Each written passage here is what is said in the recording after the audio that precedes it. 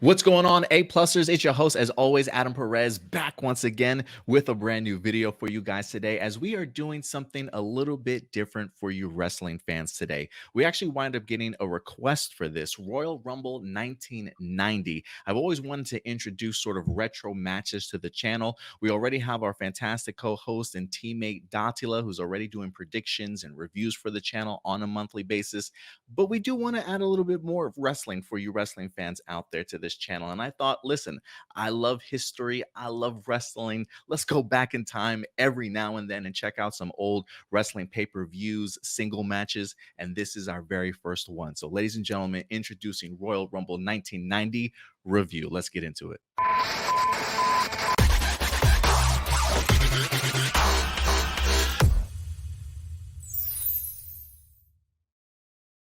What's going on, everybody? Welcome into our Royal Rumble 1990 review.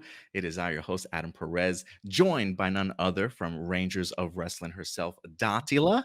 What's up, Datila? Good to see you. And a newcomer, a fresh face around here, one of my friends, fellow ex-coworkers at Walking Wrestling Encyclopedia, Josh Paroski. What's going on, buddy? What's going on, man?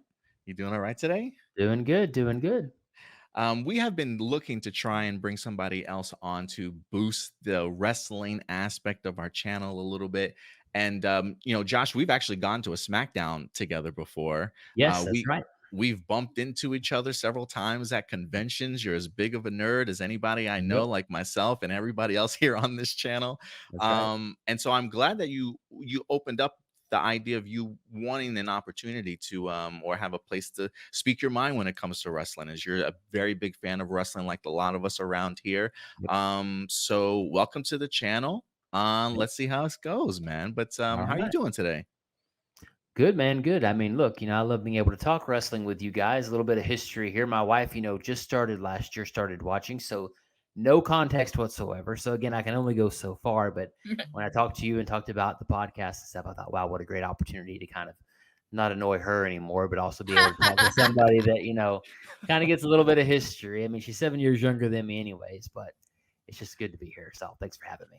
Yeah, of course, Josh. Datila, hopefully we have ourselves a new teammate here, and hopefully continue to grow more wrestling, because I know you're always asking, like, Adam, we got to do more stuff, I definitely don't want to take away from your channel whatsoever, but I know you're eager to talk wrestling and certainly help us out here. So I'm looking forward to it. Datila, are you?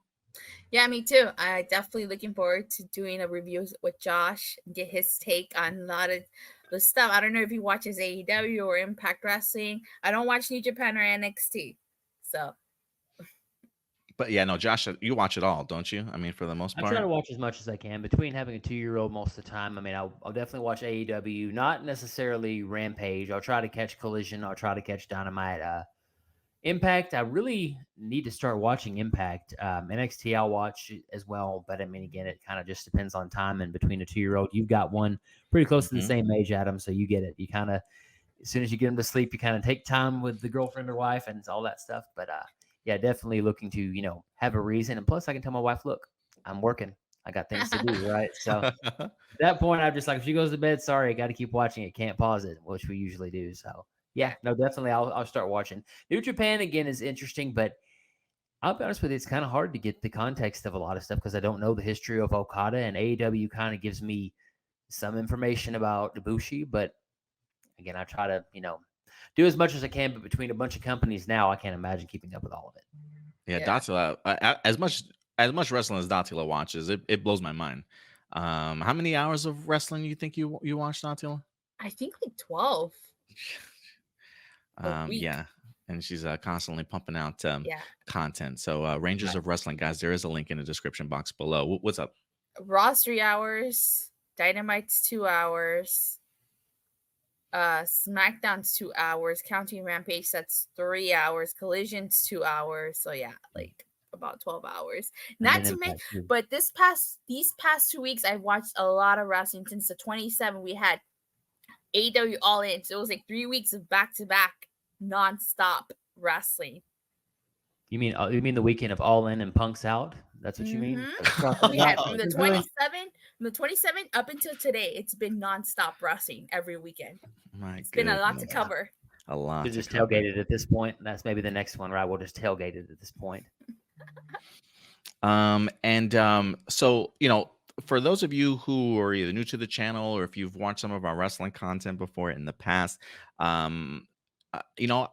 would not mind being up for taking requests. If there are sort of reviews of pay-per-views of particular matches that you guys would certainly like us to talk about, definitely open to that. This was actually a request that was sent to me via Facebook on our Facebook page from a Nick Opoluski. I hope I'm pronouncing that right. Opoluski, Nick Opoluski.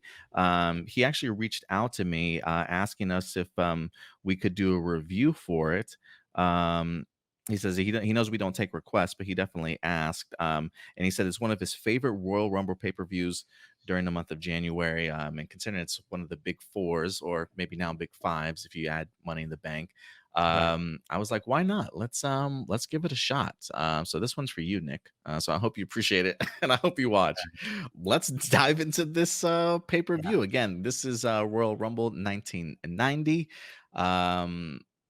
Datila, you weren't even born yet. No, it was not. I want to ask you, as somebody from a different generation when it comes to wrestling, the idea of going back, when I introduced this idea to you, what were your thoughts? Actually, pretty excited. I'd like to go back and watch some classics, and see what was so great about them, was how different was wrestling back then. Like, actually, I don't know if I told you this, but I actually went like a couple months ago, I think, or maybe it would have been last year. I actually went and I saw Andre the Giant versus Hulk Hogan. Oh, WrestleMania 3? Yeah. Nice. That's awesome. I'm glad you went back and checked out that moment. Was it as epic as people made it out to be? To be honest, and I'm gonna be completely honest, I was not a huge fan of the match. Actually, it was not. I feel like the most epic thing in that match was Hulk Hogan body slamming Andre the Giant. I feel like that was probably the biggest talking point. And it's funny thing, like, I asked my coworker, because she's older than us, actually. And she actually remembered that. And I talked to her about that. And she said that match, it was all about the story and the emotion that was about that, more so than the match itself. The match itself. Yeah, I was gonna say they had a pretty long build up to that, right, Josh? Yeah. Oh yeah. I mean, it was, gosh, I want to say a couple of months. I mean, I know that when Andre was on Piper's Pit, actually it was, Hogan on Piper's Pit, Andre comes out with Heenan and he's saying, "What are you doing with him, man?" And he basically challenges him to a WrestleMania match. And what's interesting about it is Andre grabs him like this, pulls his chain off, but Andre's nail cuts him. And so there's unintentional blood on his chest. And Piper's like, "Man, you're bleeding." I mean, the thing about, I think, these pay-per-views, the best way to look at them as a whole, even with WrestleMania and stuff, is really on television, you really wouldn't get a lot of these superstar matches. We're spoiled by having, let's say, Gunther versus Gable, because if we put the 80s filter on it, it'd be Gunther versus a local talent, Gable versus a local talent, maybe a promo, and that'd be it. And then we would have to buy the pay-per-view. You maybe would get a Saturday Night's Main Event on TV, right, every couple of months. But I mean, I think that's the best way to look at any type of 80s and 90s pay-per-view, is that you really it would be, I'm going to throw an old jobber's name out here, forgive me, but Gunther versus Bugsy McGraw or something like that, right? And it would be a short little feature match. Pretty much, if you think about Veer Mahan from way back when he was just destroying everybody, that's literally what you would get in maybe one good tag team match. And they would definitely have these pay-per-views spread out, right? Or like these big events spread out. You have January. Well, let's think about it. So if we think about 1985, you had, and not including television specials like the War to Settle the Score, you had WrestleMania. That was it.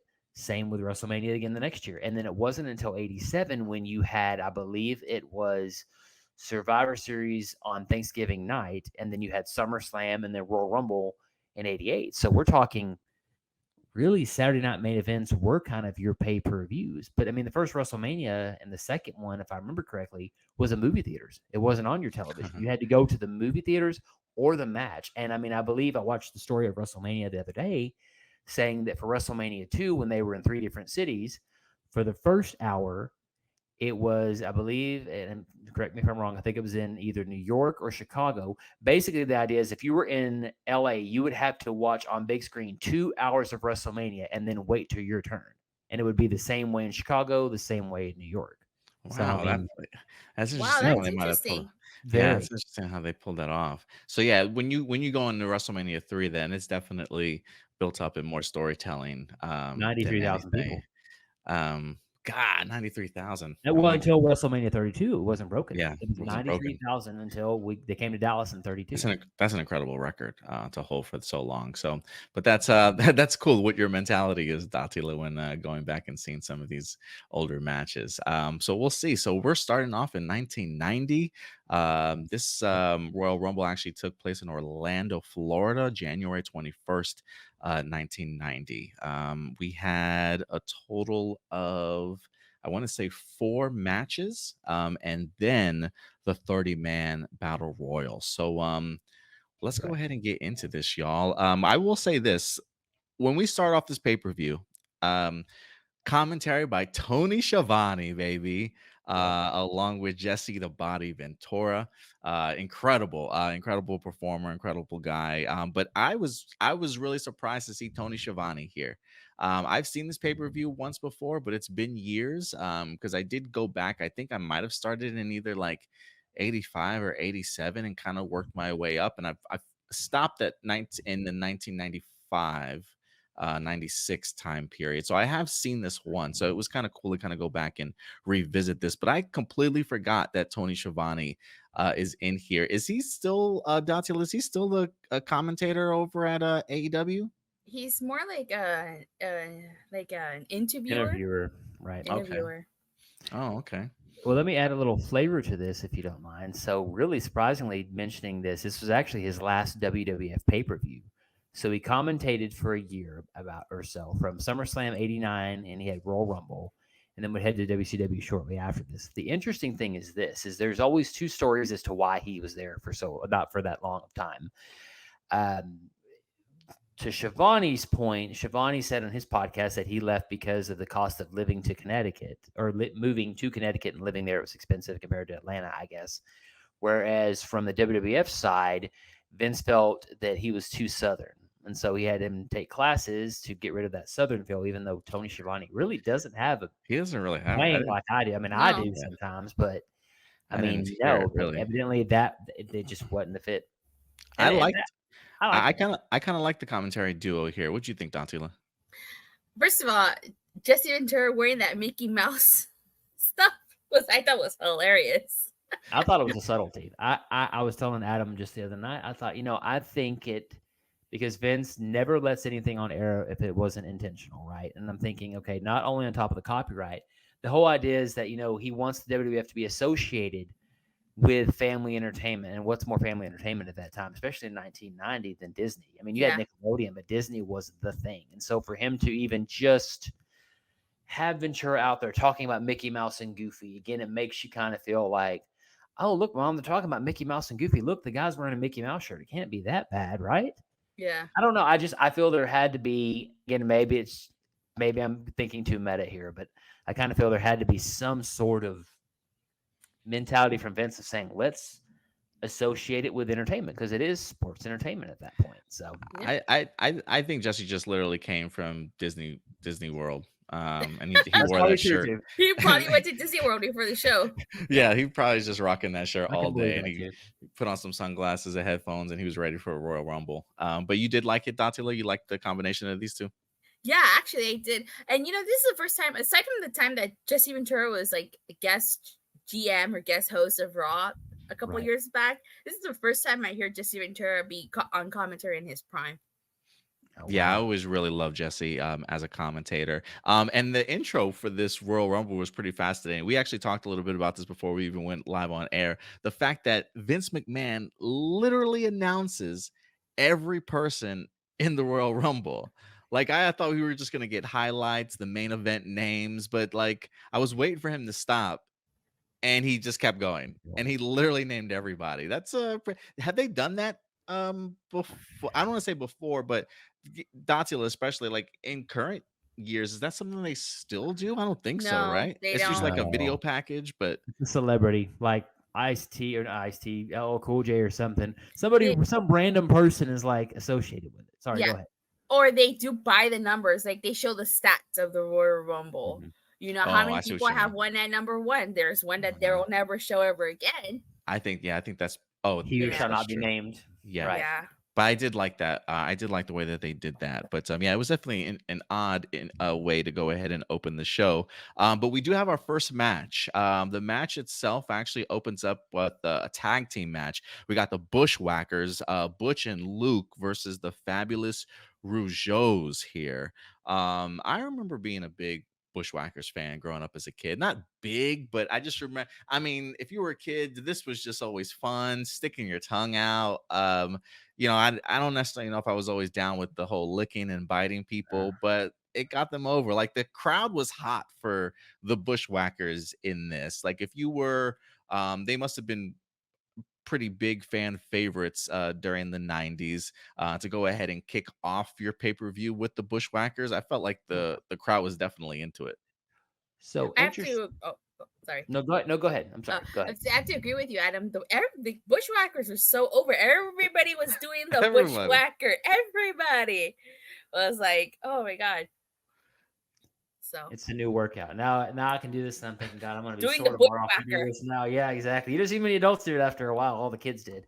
So what's interesting though about this isn't, somebody that watched the Bushwhackers before they showed up to the WWF, they were nothing like this. They were the sheep herders. They were, hardcore wrestlers, bite you kind of, and it wasn't biting like the fun way they did it. It was, They bit the blood, ref in this guts. episode, by the way, on his ass, if I'm not Right, I did mistaken. see that. Yes. But that's Yeah. the interesting thing is just the irony of them just kind of being total opposite characters of what they could have or what they were before. But that's the thing is they made money and it was popular. And again, now I can't remember being licked in school for people watching wrestling. Thank God for that, because I don't think that could fly now, just licking random strangers. But Nope. it's the 90s. This is literally the best way to put it. Sometimes when you see stuff, I told my wife the same way. Don't try to understand it, just accept it for what it is. Yes, there are some things that you can't even explain. Like, The why is he theme. biting and licking people? I'm like, I'm not even gonna. Yeah, we don't have to.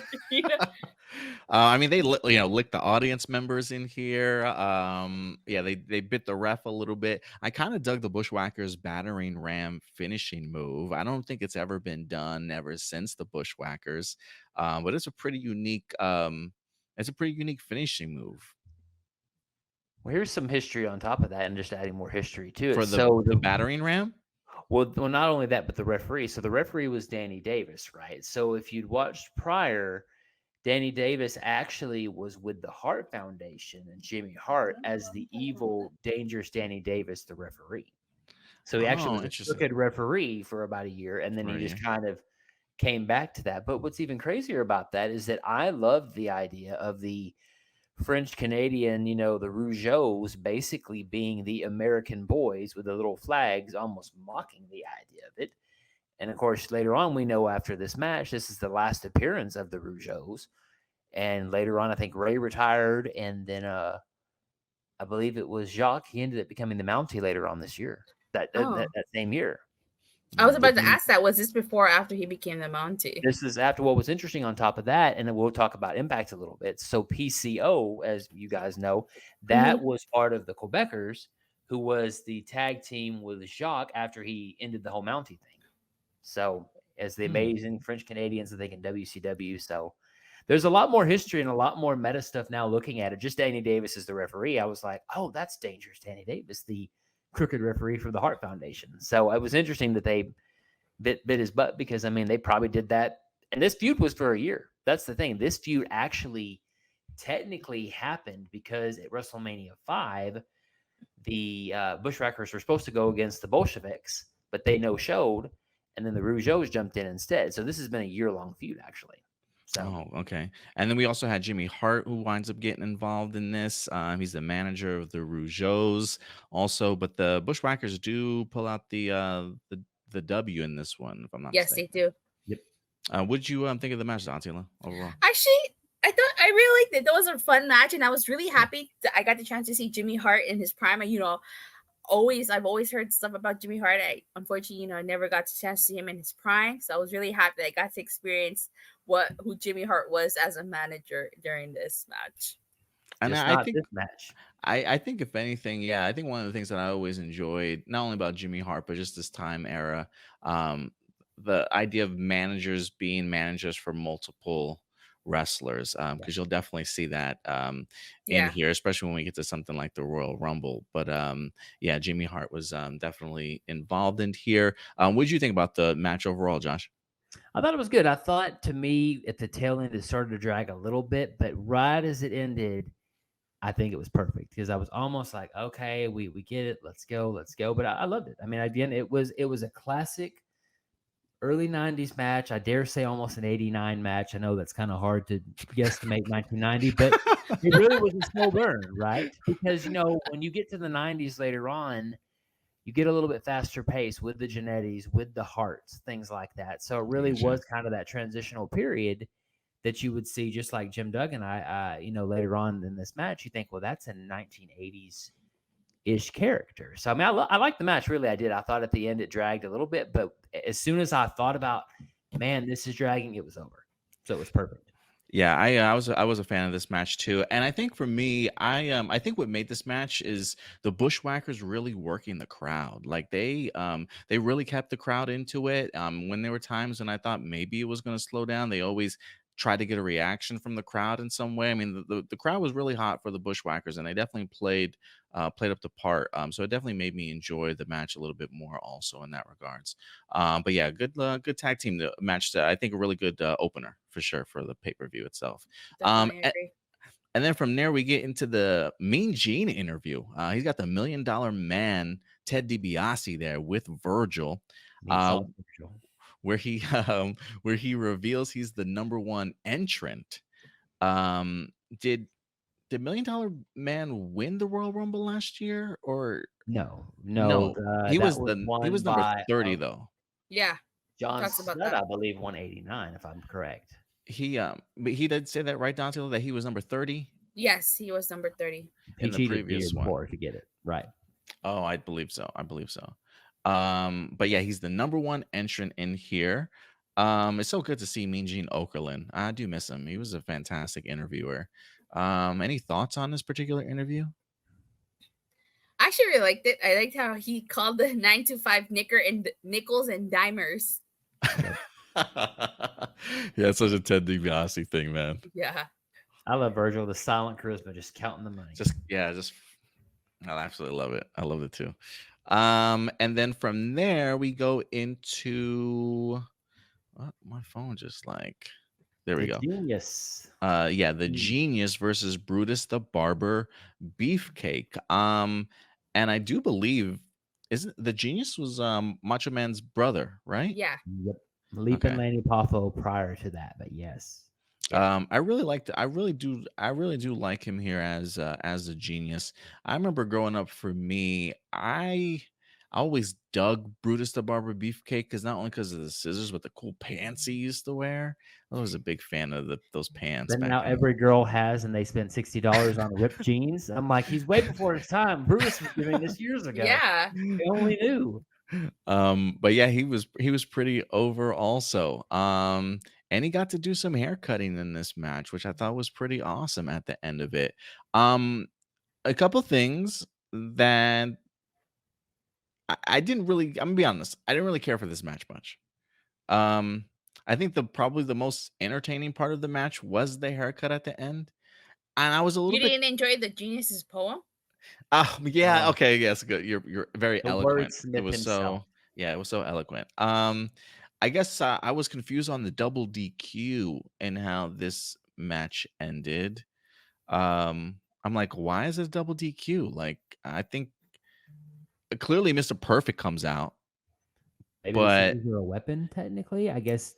But like, why is it a chair? He did use a chair on the Beefcake, so sure. Yeah, but why is it double DQ? What did Barber the Beefcake do? Cut his hair, I think. I think it was just technically a foreign object. It was a foreign or international object. I don't know why. I don't know why I thought this match was like if he But didn't he? Oh, I guess he didn't win the I match. don't know if So I'd run up like Perfect But on didn't the he? guy with scissors. I'd be like, hold on a second, take the chair, because he ran up and just started beating him. I'm like, I don't know. I wouldn't do it. But that so makes like sense, I guess. the bell actually rang while the ref was still down. So I guess that's why there's a double DQ. That makes sense. Yeah, they both cheated and both did crazy things. Okay, yeah, I guess you're right. I guess the cutting of the hair would be a But considered they missed an disqualification. opportunity with Poffo that I never understood. Especially, they could have done a whole brother versus brother thing. Even if Savage won, they could have acknowledged he was his brother and did a whole brother versus brother. Like Brett and Owen.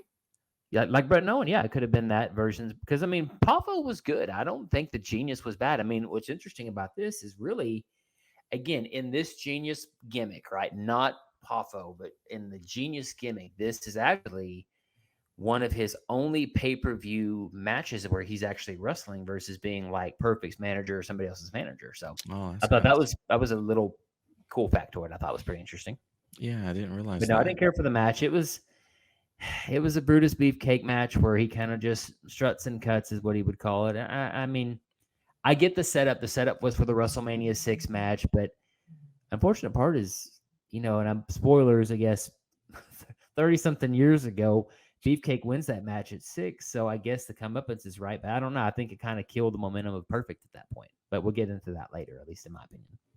Yeah, I was surprised to see Mr. Perfect come out for the save. I didn't know if they had already established that him and the Genius were friends. So I wasn't sure what the previous story was about that for Perfect to come out for the save, or was that just to beat up on Brutus? So I am curious if. I think there's a history. But this attack builds up the Brutus Perfect match at Yes, WrestleMania. Sir. Yes, sir. Okay, what did you think about this match, Datila? It was all right, so it was okay. Yeah, anything that stood out to you? I know we all took notes, but I wasn't sure if anything jumped out at you on this one. Just a haircut during the match. Yeah, it was a terrible, terrible. I said I even put in my notes. Love that they Jesse the Body Ventura even busts on the barber's haircut skills. Yep. He's like, he's not a really very good barber, is he? No. I mean, it was a match. It was a match to get. It's like the Bushwackers. It's the gimmicks in the '90s, and again, there's the Barber, there's the Bushwackers. It's really just kind of fan service, just to kind of get the guy over, and you get to see the Genius get his haircut. So I mean, there's something special for the pay-per-view that they wouldn't have on television. So, and then after that, we do get ourselves another interview. We got it's really Bobby the Brain, his unit, his family. He's got Rick Rude there. He's got Andre the Giant. Haku is there. I don't know if I missed anybody else. Just them three. Just those three. I think just really what stood out for me, at least, and maybe you guys have other notes for this, but I was just really surprised. I just really was surprised that they were all under the same manager umbrella type of thing.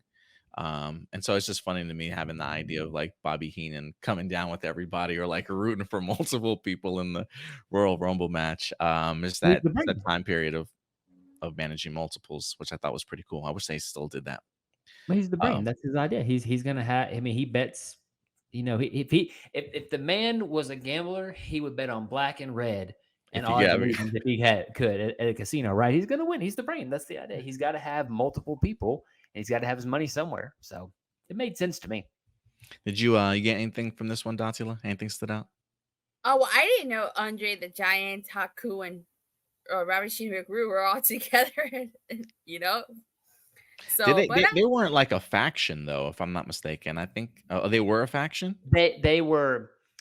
I mean, you wouldn't get them in Survivor Series, maybe. I don't think because by that time I think it was over. But they referred to them a lot as the Heenan family. They even said Haku and Andre the Giant were the tag team champions, I believe. Yes, the Colossal Connection. Yep. Okay, yeah. So yeah, I guess that is like a faction. You didn't see 90s. The titles, which I thought was strange. That's cool. Yeah. But, the Heenan family. Yeah, I kind of dig that. All right, awesome. And then after that, we actually had ourselves a submission match.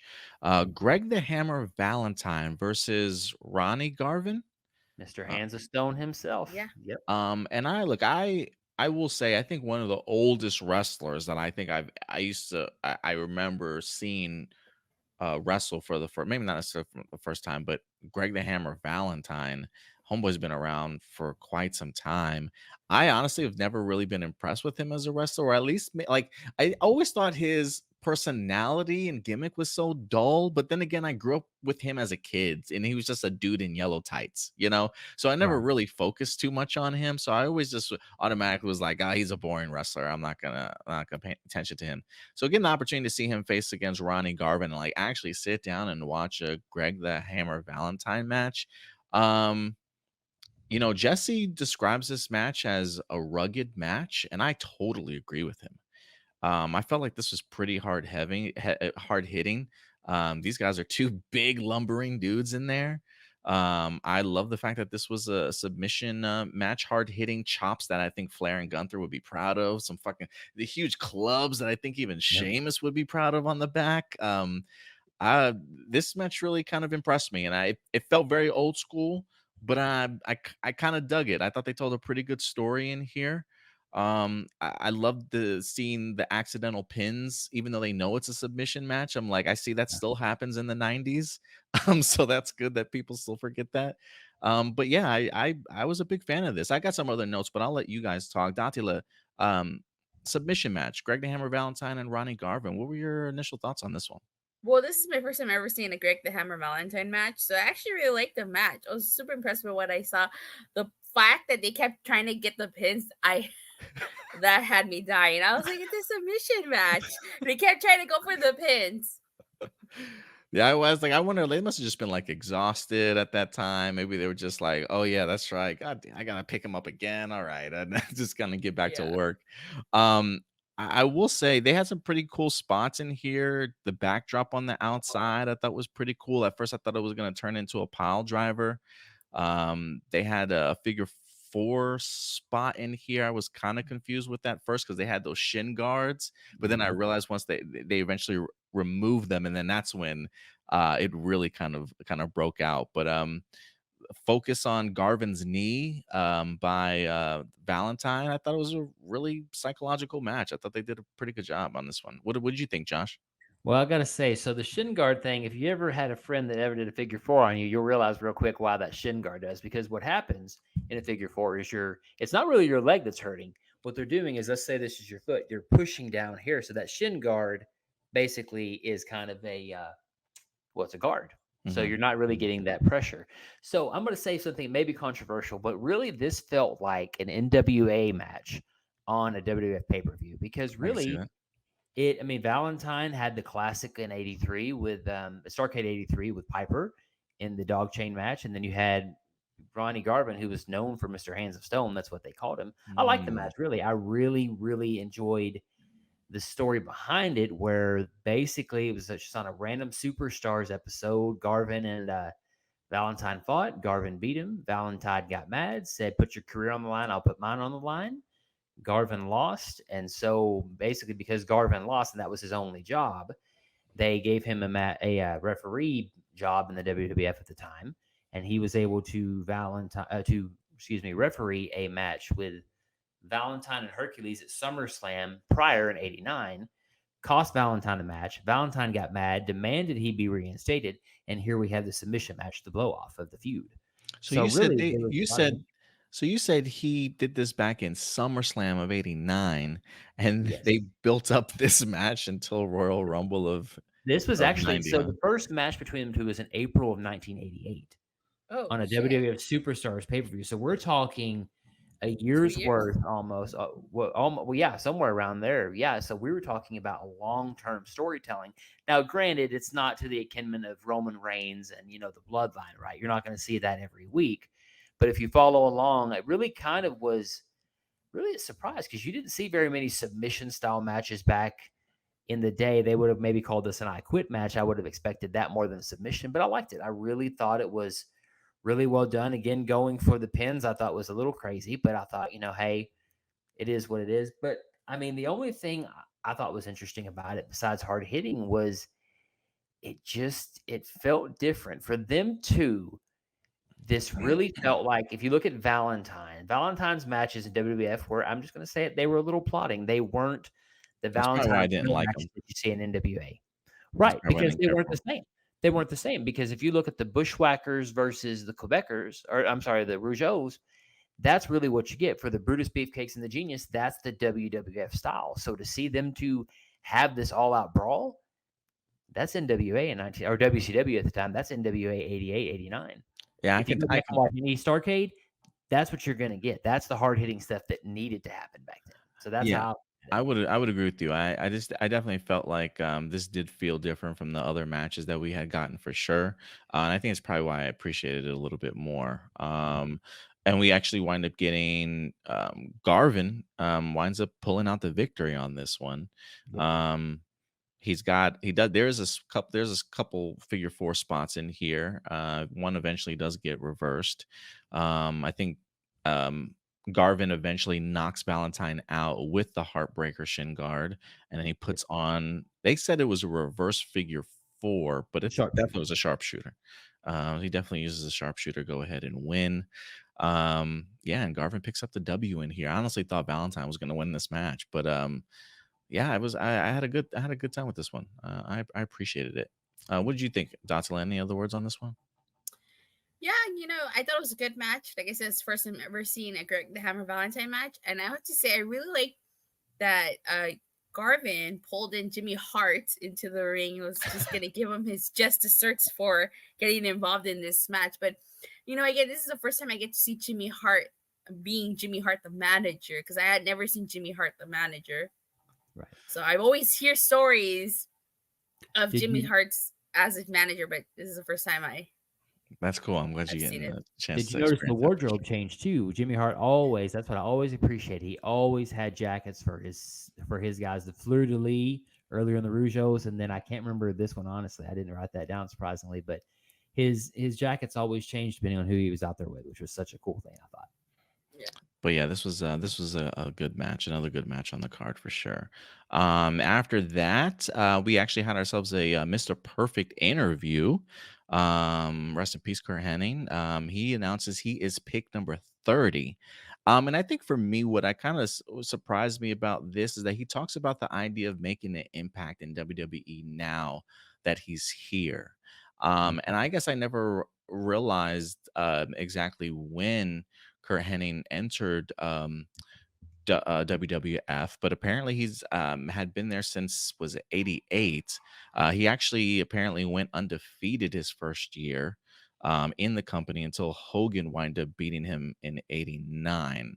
I don't know if that was for the world title. Was that a world title match at Mania or something like that? Do you know? Oh no. Perfect never got that choice. It probably No. was either maybe a Saturday night's main event, more than likely. Oh, I okay. think no, it was October 4th of 88 is when he actually re-debuted. He actually had been there really early as like a young Kurt Hennig, but not of any sort. But this perfect character, of course, being number 30, it's absolutely perfect. That's usually what his line would be. But again, Yeah. I was kind of, knowing the history now, I'm surprised they didn't go a different way with him in the end because of the whole number 30 spot. But Yeah, I'm kind of surprised about that too. And apparently fantasy booking.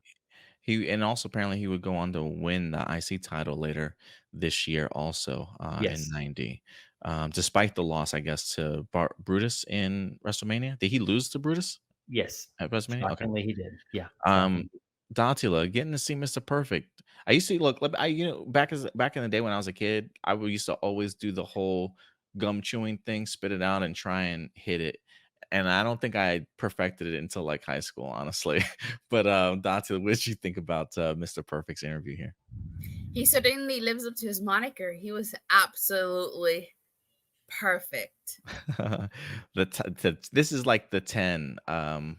The Sean Spears perfect 10. Yeah, this is chat Henning for sure. Okay, so tell me the truth. So how long has it really been since you spit gum out and tried to hit it? Because It's been a minute. It's been a minute. It it hasn't. hasn't for me. Just the other day, I was like, Maybe not high school. I mean, the first time I think I perfected it was in high school, but maybe I don't know, maybe 5-10 years. It's been a minute, man. I need to try and see if I can still do it though. But yeah, great Mr. Perfect interview here. Got me hyped to kind of see a little bit more of him in WWF at this time. Because I know he has some really great some really great feuds. After that, we actually go into a brother love segment. Um, Oh, Bruce Pritchard as brother love here, calls out Queen Sensational Sherry, Sister talking Queen Sherry. sister Queen Sherry. Um, what did he say? He looked up in the dictionary and he looked up the word what? There was a word he looked up, woman or something like that. What a woman is No, or something like that. What was no, he? What was it? beauty. It A was beauty. beauty, It was a and beauty. peasant was Sapphire, Yeah, brother. and he wind up bringing Sapphire out. First off, I don't care if this is a performance or not. Like, if I'm Sapphire, I don't even know how I stand there just letting these people berate me like this. Calling me commoner, a common woman, a peasant, like I was waiting for the belt to come especially out. especially in like the 90s. I'm like, nah, man, you ain't gonna talk to me like this. I don't care if this is a performance or not. But Sapphire took it and she ate it, but she looked like she wanted to knock them the hell out. She did. And then eventually you wind up getting Dusty Rhodes, the American Dream, that winds up coming out to a huge pop. And they definitely get into a little bit of a brawl there until they end up getting into like a Rikishi dance almost.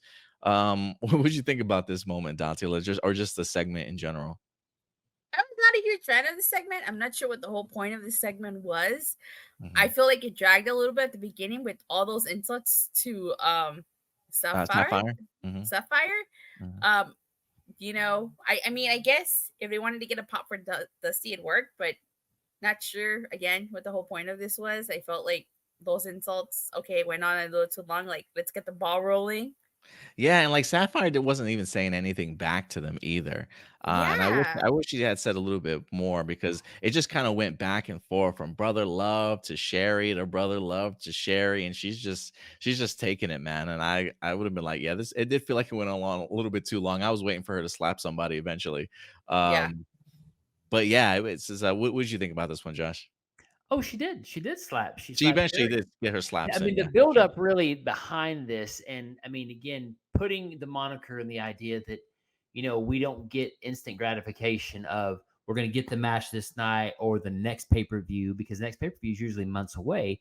This is a setup to WrestleMania 6 when Dusty Rhodes and Sapphire teamed up against Savage and Sherry at WrestleMania Mm. 6. That's Ooh. the idea, which, I mean, again, later on, there's a turn where Sapphire turns heel and actually leaves Dusty Rhodes because Ted DiBiase, in a feud with Dusty Rhodes at the time, ends up paying her off Paying for her more off? jewelry. So she gets her comeuppance. She gets to apparently keep all the jewelry. I found out later that Yeah. all the stuff she went through, they gave her the jewelry, the diamonds. She got to keep everything. So what's interesting about here is a lot of stuff you wouldn't hear today. Like when Sapphire comes out, here comes Ventura saying, "Oh, here comes a ton of fun." And then Ventura Yeah, I guess actually asked so. Shivani, or Shivani says, "Well, who would you date between Sapphire and Sherry?" And he's like, well, I don't know. It's just different." But I mean, the idea of her sitting there, I really kind of expected the buildup of her to slap. Probably it went on a minute too long, maybe. Yeah. But I mean, the idea is that's kind of what the interview was. Brother Love was supposed to be Mhm. annoying. You're supposed to be like, Yeah. let her talk, man, let her talk. And I mean, That's right, because he Brother would Love was ask her the controversial at the time. question. He would ask her the question, and he'd pull And the pull mic away. Yeah. Well, the idea was that, I mean, he really was, and he was controversial at the time. That was a controversial gimmick because, I mean, that strayed the line of the religion of the televangelist of, brother this and sister that. And he called it the Mhm. book of love, but we all kind of knew that really it was really a nod at all the scandals that the preachers went through. I like the segment only because Brother Love's kind of a guilty pleasure because, again, growing up in a Pentecostal family, not that it was to that degree, mind you. I just have heard the brother and sister. I mean, so I got it, and Yeah. I got the joke behind it. But I mean, the idea of them doing that. But see, Brother Love even got his comeuppance when he got slammed, and Sapphire slapped him too. So you kind That's of right. get the whole thing. And Sapphire, I'm sorry, I'm gonna say it. She's got moves, but one thing I was shocked by, and I did not expect this. You don't ever, woman or otherwise, you never grab an African American woman's hair. And when Brother Love grabbed I did Sapphire's see hair, I that. was just mortified. I was like, "Oh my god!" I Because did I see that mean, because she had like a scarf on, and then if he eventually like no, pulled he it off or grabbed her something like hair. that. Yeah, just pulled her out of the ring or something And I like was that, or like, down off the ring. "Wow, that wouldn't go." I mean, now again, you can get away because it's WWF, but I thought I expected more of a slap or more of her to beat him down, really, because That was the idea, for him to be destroyed. But I liked it. Again, I got it because it was supposed to set up a match, but it did go a little long. It dragged a little bit. I will say that. I mean, I did find the segment entertaining. I just personally, I put in my notes. It says the '90s were certainly interesting. Not sure how she stood in that ring and took all that, because I do think that the insulting went on just a little bit too long, personally. But outside of that, I thought it was pretty entertaining. Also, huge crowd pop for Dusty Rhodes coming out, and they danced in that ring for a minute, man. I mean, Sapphire got some moves. Datila, would you agree? Yeah, This definitely felt like a Rikishi moment for sure. So what I caught too, which I about died laughing. I was laughing so hard. My wife was like, "What are you laughing at?" So there's a part where Dusty gets behind her and she's doing that whole club. I'm like, "Are they club dancing now?" Yeah, they were club. You saw Savage grab Sapphire's chin like he did Elizabeth, like he was going to punch her. He's going to punch her. Yeah. So that was interesting too. You don't see that very often anymore. Well, with the exception of it happening to, it just happened at AEW All In fact. I think with Julia Hart when they did like a leg drop to her crotch. So I mean that. Oh, okay. Yeah. They did this. It's called the Scissor Me Timbers. But it's the gay guy that's doing it, so it's okay. I guess. Timbers. Right? That's hilarious. I guess that's acceptable. Yeah. So yeah, interesting segment. Should have just been their manager at this point. Just come out with the scissors, just because why not, right? Perfect cameo for Beefcake. And then we, after that, we do have ourselves another match here. Jim Duggan against the Big Boss Man. Ho! Yeah, he stick his tongue out or something like that. That's cross. Yeah, exactly. I think even whoever Boss Man's manager was, it Slick.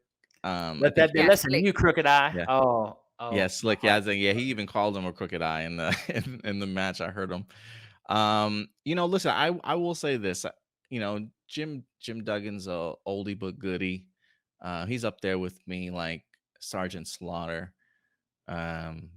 Just a WWF classic. You know what I'm saying? Just a classic guy. One of his 2x4. But I've always been impressed with the Big Boss Man. I mean, doesn't he hit like a Inzaguri? Like I've almost felt like this man was like above, like ahead of his time for sure.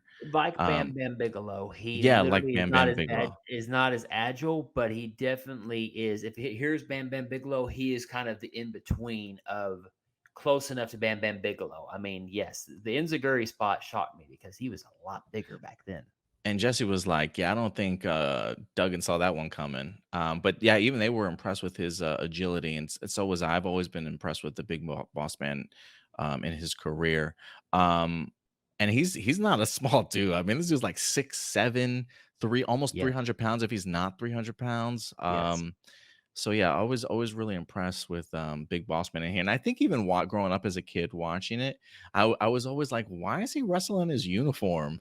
Like I'm always a Confederate flag on it now, mind you. Don't forget about that now. Oh, he has a Confederate flag on there? I don't think I Yes, if you go back and watch. Now, granted, again, this is the 90s again. Yeah. Just a time. But the irony of him having a Confederate flag with an African American manager, with the song Jive So Bro, Jive So Bro, and even more interesting is Slick, which I didn't know this, is apparently the son of a famous wrestler called Rufus R. Jones, the Freight Train from the NWA.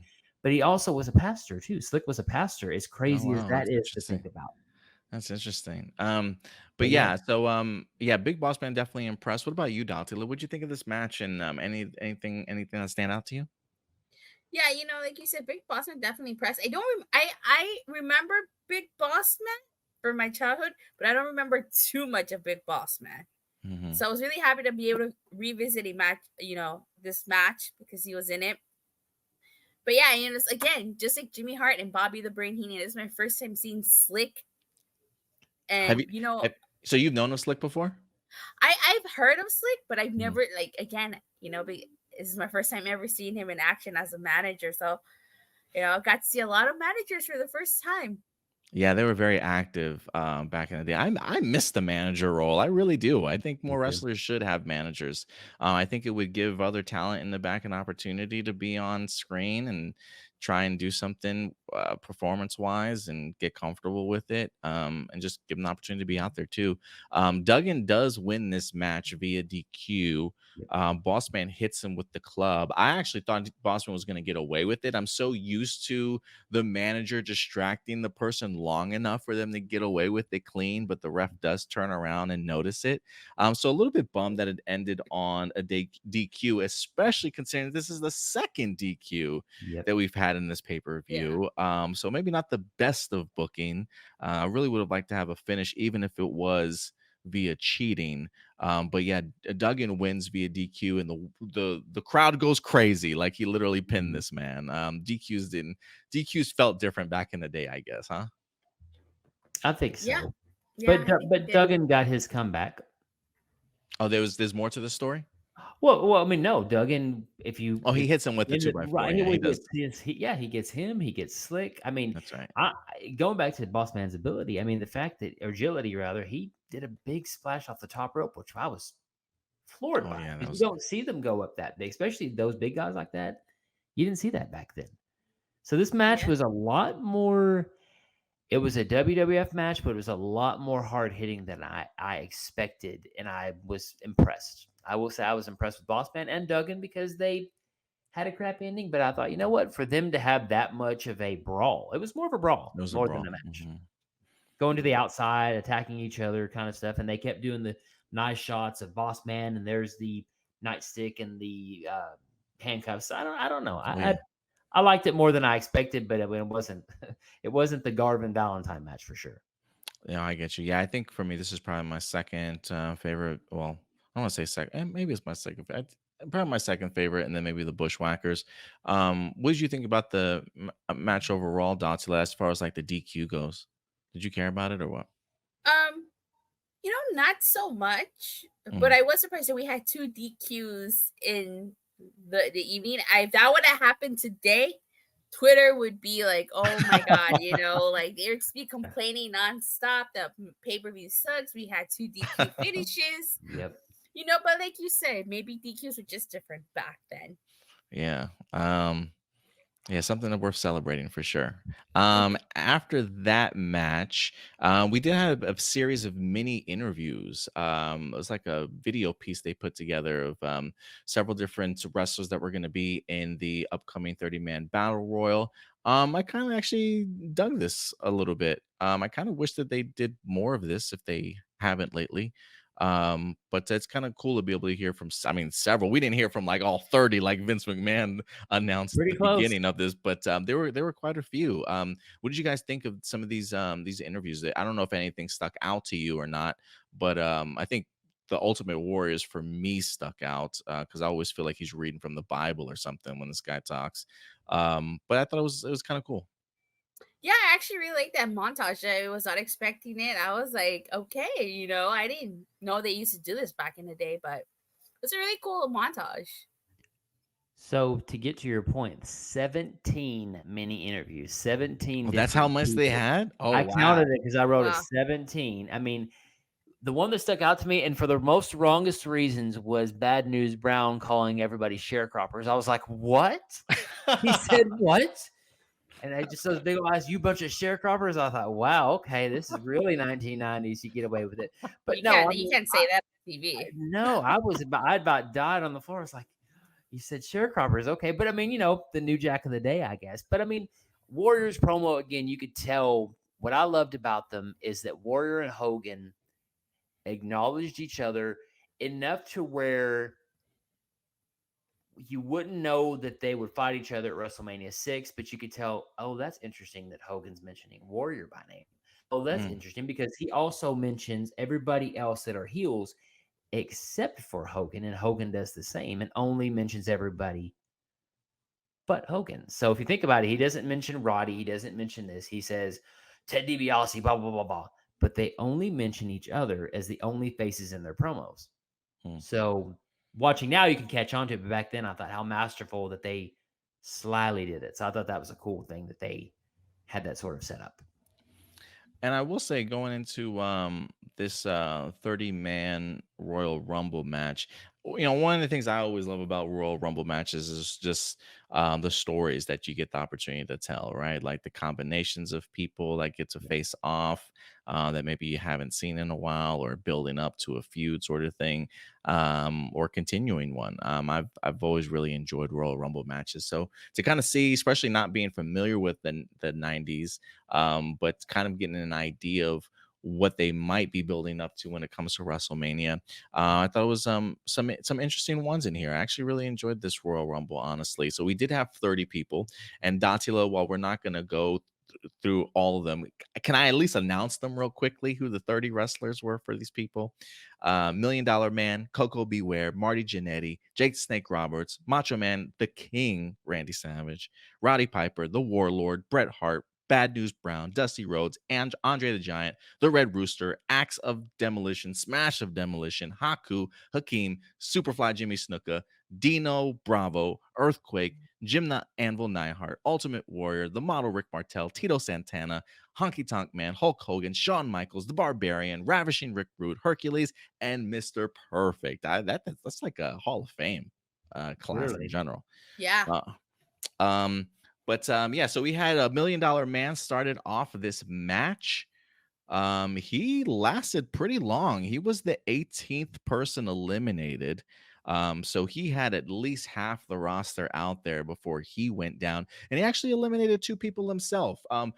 The way that this Royal Rumble started off kind of surprised me, especially being in the '90s. I was kind of under the impression that like 10 people would be in this thing before they finally throw their first person out. But I appreciated the idea of them really giving $1 Million Man some shine here and allowing him to eliminate his only 2 people that he eliminated in this pay-per-view, but he knocked them out before we even got to 3, or number 4, I should say. Coco Beware was number 2, eliminated by $1 Million Man before number 3 even came out. Number 3, Marty Jannetty, eliminated his ass too before the 4th person could come out, and the 4th person was Jake the Snake Roberts, and you knew Jake was going to be in here at least for a little bit in regards to it. But yeah, I thought that was pretty interesting, in the idea of having $1 Million Man take out 2 wrestlers and have, not too long of a breather, mind you, but just enough before the other wrestlers got in here. Datila, what did you think of this start here? First of all, I had no idea that they would come out every 2 minutes. I'm so used to the every 90 seconds aspect of the Royal Rumble. I guess Number 2, I wonder when they changed that, but yeah, same. Number 2, I didn't know managers back then could stay at ringside until the people they managed were eliminated. I did not know that. But as far as how this started, man, like Ted DiBiase shined at the beginning, like he said with his 2 eliminations. I actually really like Marty Jannetty's elimination because I don't know what he was going for, but Ted DiBiase ducked and he ended up going over the rope. Classic spot. And yeah, you mentioned the idea of having managers out there. I love the shots of Virgil like trying to hold Ted DiBiase into the ring. Just gently doing it. Just like, I got you, bro. It's okay. I absolutely loved it. But yeah, silent charisma, I'm telling you. Silent charisma. He had a pretty good outing in here. What did you think about $1 Million Man's beginning of this, at least?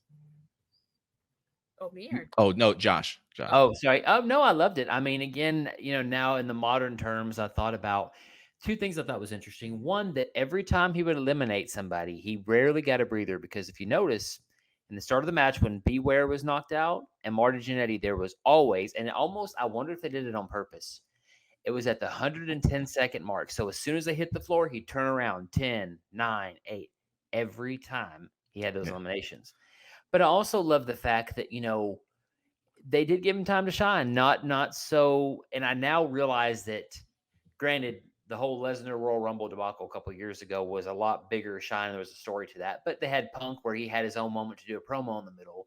I now see the history of, that's why they're doing it, because they want to have a little bit of a throwback to DiBiase. I mean, I think the time they stamped him at was 44 minutes and 47 seconds, which he was the first man to go past the 30-minute mark. So he was kind of the DiBiase in this one.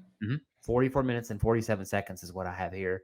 Nice. And I mean, he really had he shined. I mean, he was the Iron Man. There's always the Iron Man of the Royal Rumble. I'm surprised they don't have it by name and moniker now, but he's the Iron Man of the Royal Rumble at this point. So, and I love because every time he would get close, you could hear the crowd just get excited. And then eventually when he gets eliminated, of course, we all know who eliminates him. Warrior does. That's finally the point of like, they're like, oh, yes, he's finally gone.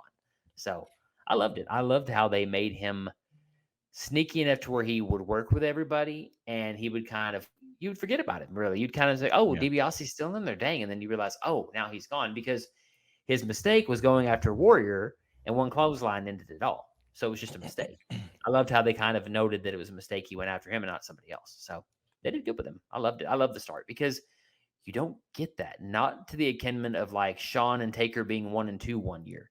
You rarely ever saw this sort of big stars at the beginning. Usually it's like one big star, mid-carders, and then the big guys come at the end. So it's a bit of a different Rumble this year. Yeah, I'm sorry. I was just reading the entrance because the other one that jumped out at me in here was Roddy Piper. Roddy Piper entered this Rumble at number 6, it looks like. Yeah. Yes. And he eventually eliminates Bad News Brown. And then Bad News Brown, after being eliminated, gets back on top of the ring and reaches up and pulls Rowdy Piper out. But Rowdy went through the second rope. I don't think he went over the top. And they wind up. Did he go over the top? Because I think Tony Schiavone is like, isn't he still in this match? He didn't go over the top rope. Do you remember that, Datila? I don't think he went through the top rope, but maybe I'm tripping. I don't recall him going through the top rope. But I know that him and Bad News Brown keep going at it. So you maybe could attribute to it being a botch. Maybe he was supposed to go over the top, but ended up going through the middle, and they just kind of worked with it.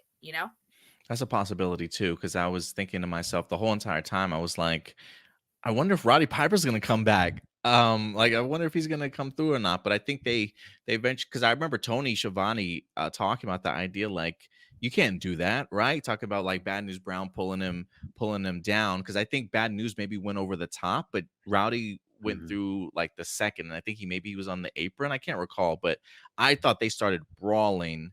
They went to the back, and I think there was a big question as to like, is he eliminated? And I was expecting him. You might be right.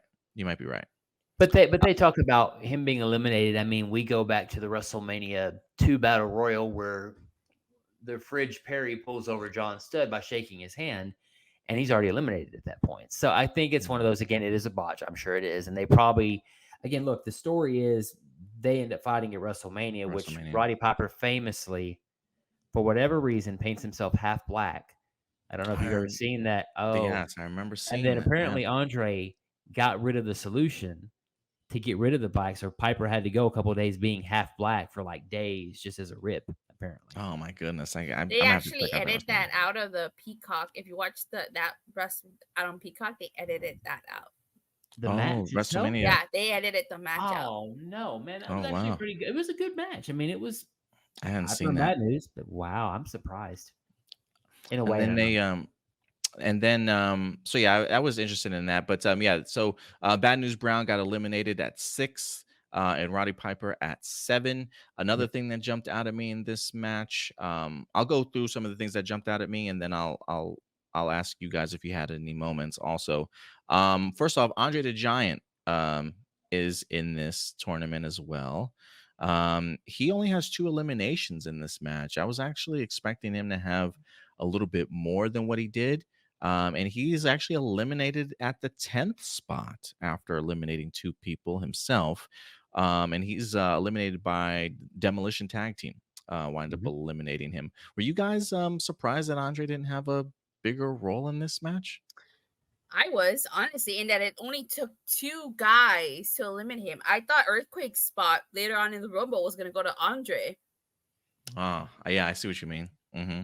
Andre was the 11th person in this match. But yeah, I agree with you, Datila. Can we talk about that Red Rooster for a second? I mean, homie literally came out with the little Oh my, I was waiting. So, have you ever heard the Red Roosters theme music? Is No. it just like a Let- rooster going? That's literally all it is. I Oh mean, Oh my gosh. genuinely, there god. is no music. It is literally roosters. So Terry Taylor apparently was supposed to be Mr. Perfect. That was supposed to Oh. be his original Oh gimmick. He was going to man. be Mr. Perfect, but apparently something happened to where he was an a-hole to somebody, and they gave it to Henning instead. I mean, and they Okay. just that was kind of their way of getting back at him. I But I mean, mean, even if you watch the Red Rooster when he comes out, he does his oh yeah, head he has to thing. do the whole. He's Yeah, got the whole. I mean, he's really into character, man. Yeah. I mean, but the thing with Andre being eliminated by Demolition is the idea that Demolition was defeated by the Colossal Connection, which is Haku and Andre, and it sets up the rematch at 6. And Andre at the time, I think, was starting to wind down, being able to do really anything of importance because I think, if I Yeah, I remember guess so. By correctly, the I think 90s. 6 is when he turns on Heenan because Heenan slaps him, and then Andre pulls him. So it was kind of the way of getting him to not really do much. I mean, you saw he really didn't do much, but for Andre, he really doesn't have to do much. He literally can just Yeah. stand there, and that's it. I was surprised, but I get now with the idea of them being the former tag champs, take him out, and I guess that's kind of the idea. Yeah, I guess But that I would agree. make sense. Well, this was 3 years before his death too, because he died in '93. I'm not sure what month in '93, but this was 3 years before his death. Oh wow. And speaking of Demolition, they went on to become the longest reigning tag team champions of their time until that record was broken by the New Day because Vince McMahon was petty. And is that where their reign begins though? Going for the tag team championship since WrestleMania? Do you know? Good question. I don't I don't know. know if they We'll were. go look it up. I don't know where the reign, if this Yeah, I was don't know before where or the reign was after at. the reign, but Yeah, I know don't that know. at some point, Demolition would end up becoming the longest reigning tag team champions of Yeah, all absolutely. time until Absolutely. the New Day. And And then until the Usos. yeah, and then the Usos again. Yeah. But yeah, you're right. Datila, also it took 5 or more people to eliminate Earthquake. I And I counted definitely 6. how many did you count? I counted 6. 6? Yeah, Yeah. 6. The Canadian earthquake at that time, not even the earthquake, Canadian earthquake. Yeah, I guess he didn't move to the States yet. Yeah. But yeah. It's Dibiase, Jimmy Snuka, Tino Bravo, Smash of Demolition, Jimmy Animal Naha, and Haku that all eliminate Earthquake. There you go. Oh my goodness, I'm glad you took notes on that one. And then yeah, I think that's. I mean, I got some interesting moments here. By the time we get to, it's just before we get to like the final 5. They managed to clear out the ring. We end up getting the Ultimate Warrior and Hulk Hogan, with both of them with the most eliminations in this Royal Rumble. I count 5 for both of them. Yep. I'm not gonna say all the names as who they eliminated unless you guys have those lists, but they both eliminated 5. Shawn Michaels is like in and out. Yeah, that At was like number surprising. He The got Warlord eliminated spot. really quick. Yeah, Shawn Michaels was number 26. 23rd eliminated, but he literally was in there like 5 minutes. Cleared the ring, and it's literally Hogan and Warrior facing off against each other. And the crowd was eating this shit up. What did you think of it, Datila? I thought that was a really cool moment. I wish it would have lasted longer. The crowd was so into that moment. It was just the two of them. They had that spot. Oh my god. You could just feel the crowd. Double clothesline. I was like, wait a second. Yeah, I absolutely love that. And is that when they were crossing the ropes and stuff back and forth too? Oh my god, that spot when they were running back and forth, and then the leapfrog. Oh my god, that was a really cool spot. Yeah, I thought that was pretty cool. So they definitely went toe to toe. And then the Barbarian comes out and kind of ruins the tease for sure. Followed by Ravishing Rick Rude, who actually came out before his countdown.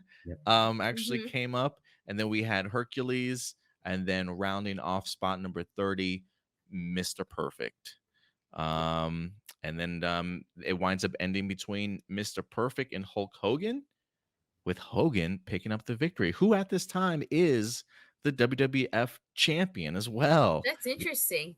Yeah, like I am fascinated as to yeah, the idea that Hogan enters this as champion and wins. I don't want to say it's astonishing to me, but it is Hulk Hogan. But I am curious as to like when they change that concept of, winner gets an opportunity at the title.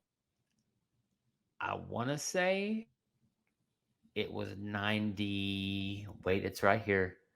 93, because when Yokozuna won by the stupidest way ever, the finality of the 93 Rumble is Savage goes to mistakenly pin Yokozuna. Yokozuna does this And pushes him off. and wow. he goes over the top rope, and that's it. And then Dude, I Yokozuna think that's gets pretty the pin. cool. I think that's pretty Right. cool. Well, I mean, but there's another thing too in the Rumble that, I mean, again, historian here, and again, I just pick up on stuff. This is way back before the Hogan thing. But what I thought was interesting is we all know that Haku and, Snuka are family members, and I thought it was cool that they had a throwback to Alpha and Sika when they gave a double headbutt to Smash.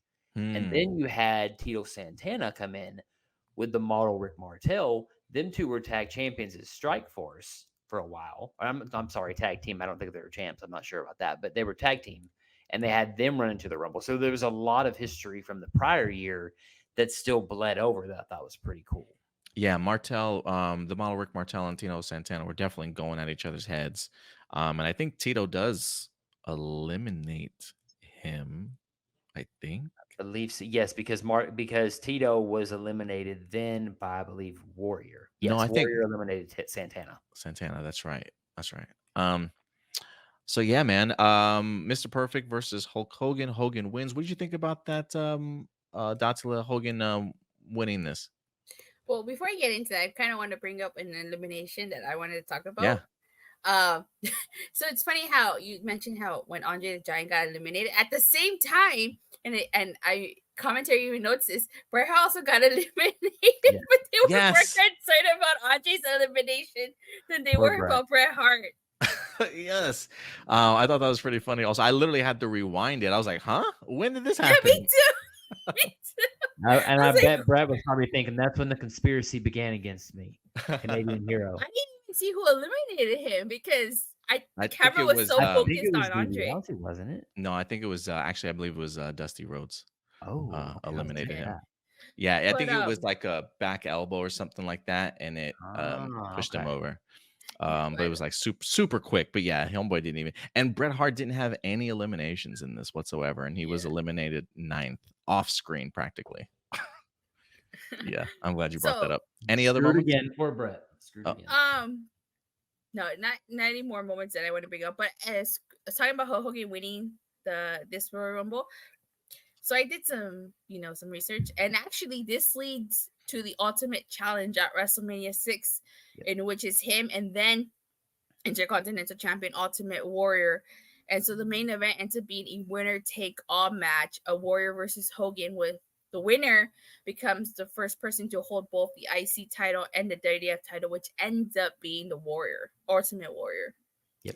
And this was a great moment, great tease for sure. To go ahead and build out towards it. Yeah. Oh, another thing too is that during this match, when Hogan was almost eliminated, Warrior helped him, but Hogan had no qualms, eliminated Warrior, and no qualms whatsoever. I wonder if Jesse even brought that up. Did. Right? He did. It reminded me of when, because Jesse was like, "Why is the Warrior helping Hogan?" And he's like, "Hogan didn't even help him." But it reminds me of kind of, again, a meta moment again, but I love the history. Bobby Heenan always, and if you watch anything in the past, will always on commentary. I don't know if you've heard him on commentary yet, but he always talks about Hogan's a terrible person. And when the NWO thing happened, he was like, "What have I been telling you guys? He's a terrible person." I mean, so meta from back when, but he's like, "I told you all I wasn't wrong." But I love how they did the Warrior elimination, how they made it like kind of did he mean to, did he not mean to, right? Because there was a couple people in that pile, and Hogan comes in and just hits everybody and sort of knocks them over. So definitely some questions. Runs off. Yeah. Yeah, that's so weird. He just gets back in the ring, beats up people, and then he's out. He beats up the Barbarian and I think Rick Rude. and then Yes. just full sprint to the back. So yeah, that's how it happens. But yeah, great. I thought it was a really great, and I'm sure I am kind of curious what other moments Hogan and Warrior might have between this time and Royal Rumble and WrestleMania 6. But you're absolutely right. They definitely have that title match. Oh, the promo, the famous promo of Warrior talking about Hulk Hogan in a plane, and he's going to take the plane down and crash the plane down. I don't know if you've seen that. Is that a Saturday Rainbow night? promo. It might have been a Saturday night, but it was like, I'm going to take the controls, Hulk Hogan. I mean, it's a real famous one that Oh, wow. everybody talks Okay. about. I mean, I mean, it's almost akin to a fever dream thinking about it now. I could almost do it in my head if I remembered it, but I don't know. I didn't mind the whole Hogan Warrior thing, but I still think Perfect. It would have been a better story, the Perfect challenge instead. But that's because I always like Mr. Perfect, even as a bad guy. No, I get you. I think I was definitely on the Ultimate Warrior side. Datila, have you seen that match yourself? What, Hulk Hogan versus Ultimate Warrior? I Mhm. actually have not seen that match. Yeah, Oh, that might good. that might have to be one that we revisit at some point in time. That's good. But other than that, guys, that is all the matches for the 1990 Royal Rumble. Overall thoughts, anybody? I thought it was a pretty enjoyable Royal Rumble. It's really different than today's Royal Rumble that we know it. Kind of didn't like that there were two DQs in this Royal Rumble, but I guess it was a different era, so two DQs worked. You know, that wouldn't fly in today's. No.